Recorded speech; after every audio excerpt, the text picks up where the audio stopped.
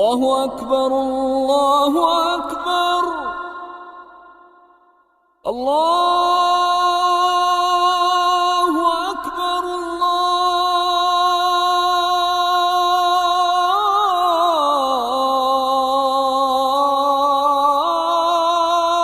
اکبر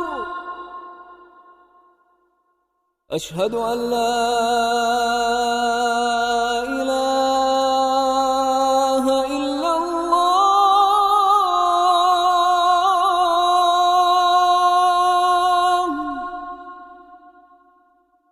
أشهد أن لا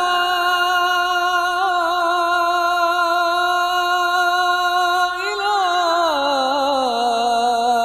إلا الله۔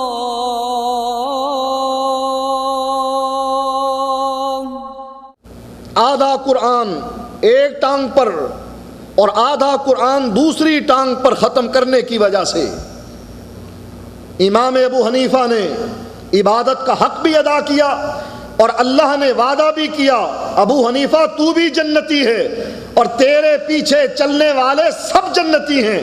سب چلنے والوں کو دنیا میں جنت کی خوشخبری دی۔ اللہ کے نبی کا یہ مقام نہیں۔ تقلید کو ثابت کرنے کے لیے امام ابو حنیفہ رحمۃ اللہ علیہ کو نبی اکرم صلی اللہ علیہ وآلہ وسلم سے اونچا مقام عطا کیا جاتا۔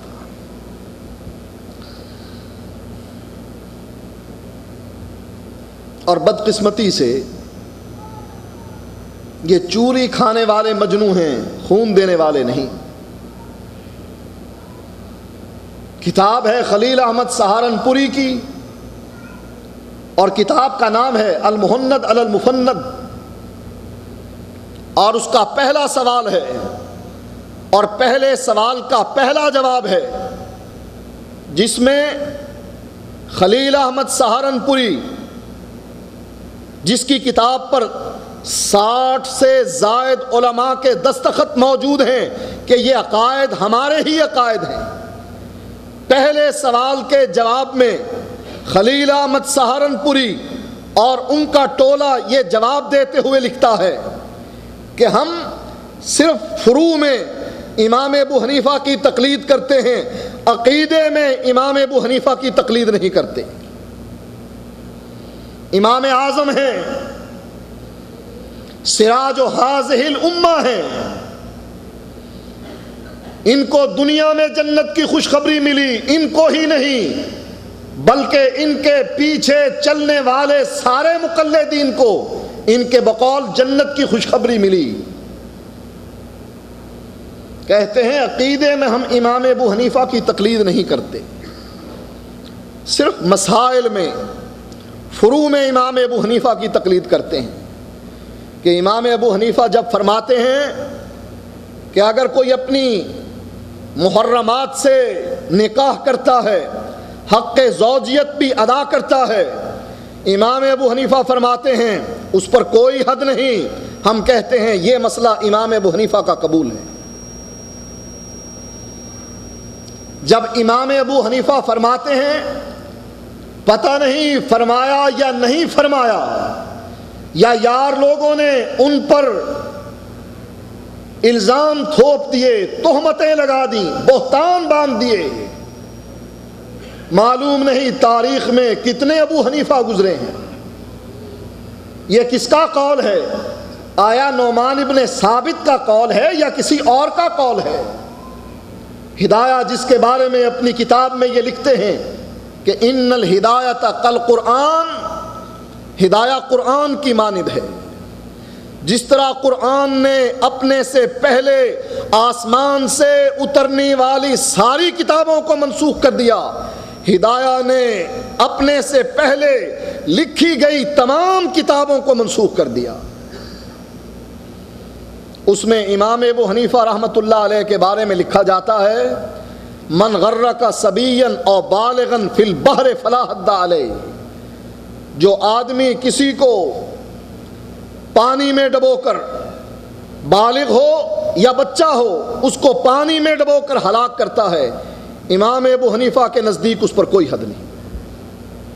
ہم ان مسائل میں امام ابو حنیفہ کی تقلید کرتے ہیں۔ جب وہ قرآن کے مقابلے میں حولین کاملین رضاعت کا مسئلہ قرآن ذکر کرتے ہوئے کہتا ہے 2 سال ہے مدت رضاعت، لیکن ہدایہ کا یہ قول پیش کر دیا جاتا ہے مدت رضاعت 2 سال نہیں، امام ابو حنیفہ کے نزدیک 2.5 سال ہے۔ وہ ہدایہ جس میں انگور اور کھجور کی شراب کے علاوہ چاہے وہ مکئی سے بنے، چاہے وہ گندم سے بنے، چاہے وہ شہد سے بنے، کسی چیز کی شراب بنائی جائے اور اس شراب کو اتنا پیا جائے 9 پیالے شراب کے پی لیے جائیں، اگر نشہ نہ آئے تو امام ابو حنیفہ کے مذہب میں یہ حلال ہے، حرام نہیں۔ یہ مسئلہ ہم امام ابو حنیفہ کا ضرور مانتے ہیں کہ اگر کوئی چور چوری کرنے کی غرض سے اپنے گدھے کو لے کر کسی کے گھر میں داخل ہو جائے،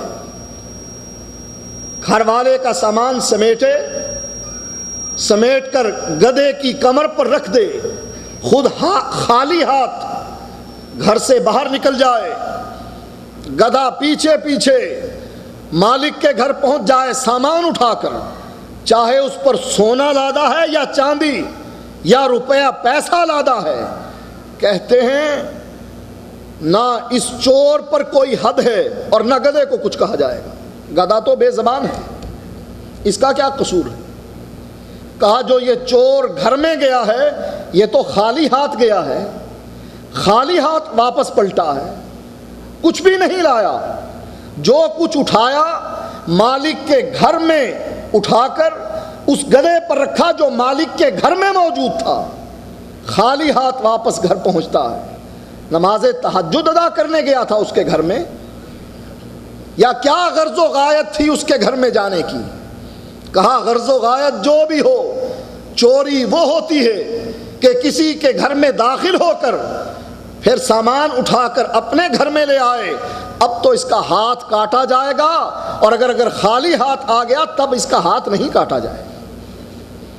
اگر یہی گھر میں داخل ہونے والا سامان سمیٹ کر دیوار پر رکھتا ہے، باہر اس کا ساتھی سامان اٹھا کر اپنے گھر لے جاتا ہے، پھر بعد میں تقسیم کرتا ہے نصف لی و نصف لک، 50-50، آدھا تیرا آدھا میرا، کہا نہ اس کا ہاتھ کاٹا جائے گا جو گھر میں داخل ہوا، نہ اس کا ہاتھ کاٹا جائے گا جو باہر سے اٹھا کر لایا۔ کہا کیوں؟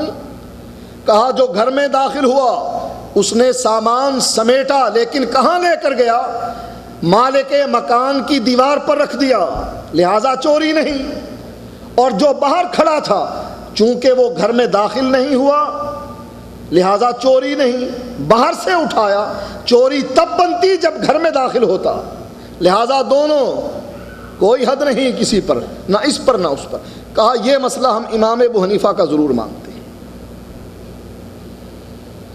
اور وہ مسئلہ جو عقیدے سے تعلق رکھتا ہے بعد میں آنے والے ابو الحسن اشعری اور ابو منصور ماتریدی، اس کا مسئلہ ان کے مسائل عقیدے میں اصول میں ان کے مانتے ہیں، امام ابو حنیفہ رحمۃ اللہ علیہ کی تقلید عقائد میں اصول میں نہیں کرتے ہیں۔ کیوں؟ آخر اس کی کیا وجہ؟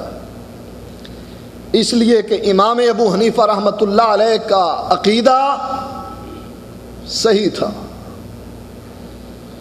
اور امام صاحب فرماتے ہیں ایک مسئلے کا تذکرہ کرتے ہوئے جو میرے اس عقیدے کو نہیں مانتا جو اللہ کی کتاب سے ثابت ہے وہ میرا نہیں، وہ میرا ہی نہیں بلکہ دائرہ اسلام سے خارج ہے، اور وہ مسئلہ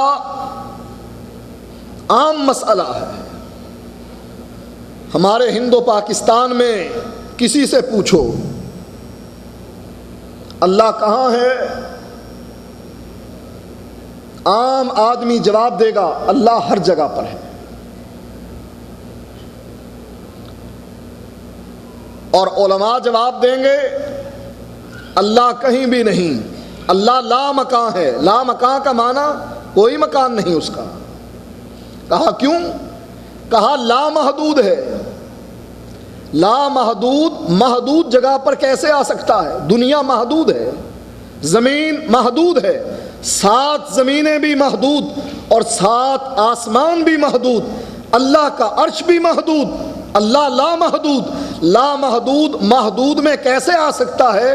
یہ ہماری عقل کے خلاف ہے، ہماری کھوپڑی میں یہ مسئلہ آتا نہیں، منطق اس کو مانتی نہیں، لہٰذا یہ عقیدہ بنا لیجئے اللہ لامحدود ہے، اللہ لا مکان ہے، کوئی مکان نہیں اس کا۔ اور جو اس سے آگے بڑھتے ہیں وہ کہتے ہیں اللہ ہر چیز میں ہے۔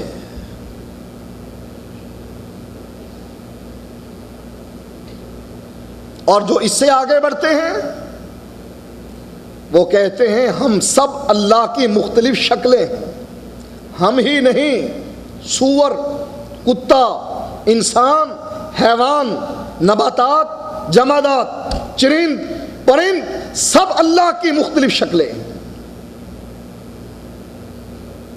یہی عقیدہ حاجی امداد اللہ مہاجر مکی کا تھا، جس نے اس عقیدے کو ثابت کرنے کے لیے کتاب لکھی شمائم امدادیہ، اور یہی عقیدہ حکیم الامت اشرف علی تھانوی کا تھا، جس نے اس عقیدے کو ثابت کرنے کے لیے کتاب لکھی امداد المشتاق، جو شرح ہے شمائم امدادیہ کی۔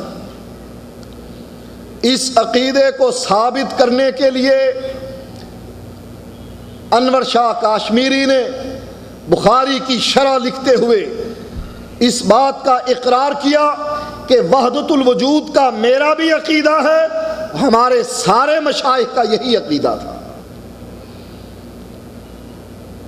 اور تبلیغی جماعت کے امیر محمد زکریا نے فضائل صداقات میں اس بات کا اقرار کیا، یا اللہ معاف فرمانا کہ حضرت کے ارشاد سے مکتوب ہوا ہوں، میں کچھ بھی نہیں، میں جھوٹا ہوں، لیکن میں تیرا ہی ذل ہوں، تیرا ہی وجود ہوں، جو کچھ میں ہوں وہی کچھ تو ہے۔ میں کیا ہوں؟ میں کچھ بھی نہیں، لیکن جو کچھ میں ہوں وہی کچھ تو ہے۔ میں جھوٹا ہوں، نعوذ باللہ، کیا یہ کہا جائے گا کہ اللہ بھی جھوٹا ہے؟ جو کچھ میں ہوں، یا اللہ میں باپ ہوں کسی کا، کیا کہا جائے گا؟ لم یلد ولم یولد، یا کہا جائے گا کہ اللہ بھی کسی کا باپ ہے، مریم کا شوہر ہے، عیسیٰ کا باپ ہے، اللہ کا رشتہ دار ہے؟ جو کچھ میں ہوں وہی کچھ تو ہے۔ میں بھوکا ہوں، میں ننگا ہوں، میری معاشی ضروریات ہیں، یا اللہ میں اور تو خود شرک در شرک ہیں۔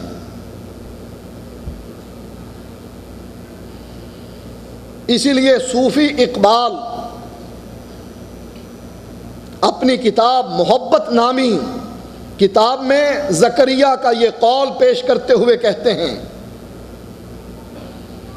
عشق عاشق معشوق ایک کہہ کر سر وحدت سمجھا دیا کس نے؟ عاشق بھی وہی، عشق بھی وہی، معشوق بھی وہی۔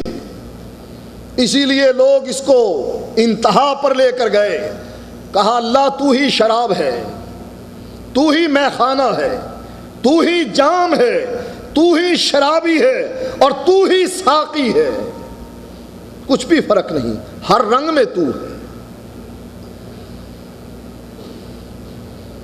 مثال دیتے ہوئے حاجی امداد اللہ مہاجر مکی کہتے ہیں کہ پانی کو بوائل کیا جائے بھاپ بن جاتا ہے، اس کو فریز کیا جائے برف بن جاتا ہے، لیکن یہ برف آئی کہاں سے؟ پانی سے۔ یہ بھاپ بنی کہاں سے؟ پانی سے۔ اصل کیا ہے؟ پانی۔ کہا یہی ہماری مثال اللہ کے ساتھ۔ ہم کہاں سے نکلے؟ کنت کنزن مخفیہ، اللہ ایک چھپا ہوا خزانہ تھا، ایک جھوٹی اور باطل حدیث پیش کر کے کہا ہم سب اللہ سے نکلے ہوئے ہیں۔ دوسری مثال کہا بیج کی مثال لے لو، بیج کو زمین میں کاشت کرو، بیج چھپ گیا، ننھا سا پودا نمودار ہوا، یہ پودا درخت بن گیا، درخت کا تنا بنا، درخت کی ٹہنیاں بنی، درخت کے پتے بنے، درخت پر پھول آئے، درخت پھل لایا۔ کہا پھل کا ذائقہ اور ہے، پھول کا ذائقہ اور ہے، پتے کا رنگ اور ہے، ٹہنی کا رنگ اور ہے، تنے کا رنگ اور ہے، جڑ کا رنگ اور ہے، لیکن آئے کہاں سے؟ ایک بیج سے۔ یعنی یہ پورا درخت ماں اپنے پتوں کے، پھل اور پھول کے، جڑوں اور تنے کے، ٹہنیوں کے اس بیج کے اندر بند تھا۔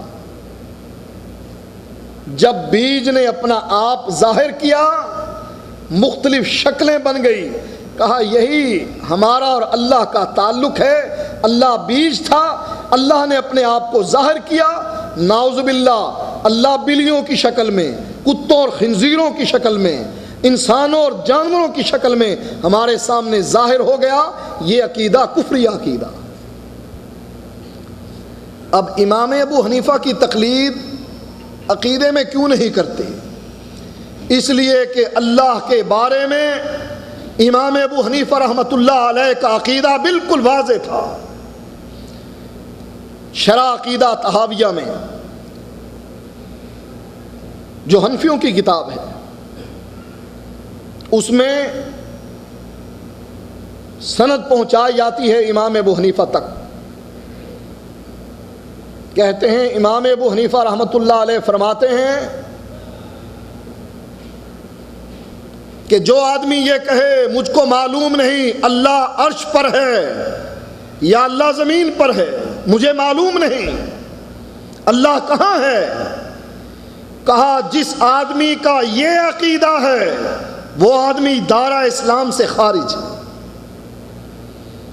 کہا کیوں؟ کہا اس لیے کہ اللہ قرآن میں کہتا ہے ثم استوى علی العرش، اللہ عرش پر مستوی ہے۔ اور جو اللہ کی اس آیت کو نہیں مانتا، قرآن کی اس آیت کا انکار کرتا ہے، چاہے قرآن کی 114 سورتوں کا انکار کیا جائے وہ بھی دائرہ اسلام سے خارج ہے، اور جو ایک آیت کا انکاری ہے وہ بھی دائرہ اسلام سے خارج ہے، بقول امام ابو حنیفہ رحمۃ اللہ علیہ۔ امام ابو حنیفہ کی تقلید عقیدے میں کیوں نہیں کی جاتی؟ امام اعظم سراج و امتی، اس کے پیچھے چلنے والا جنتی، بہت اونچا مقام، لیکن عقیدے میں اس کی بات نہیں مانی جاتی۔ کیوں؟ اس لیے کہ اس کا عقیدہ کتاب و سنت سے ثابت ہے، اور جن عقائد کو یہ تھامے ہوئے ہیں، سنبھالے ہوئے ہیں، اٹھائے ہوئے ہیں، عامل ہیں، حامل ہیں، وہ عقائد نہ اللہ کے قرآن سے ثابت ہیں نہ محمد الرسول اللہ کے فرمان سے ثابت ہیں۔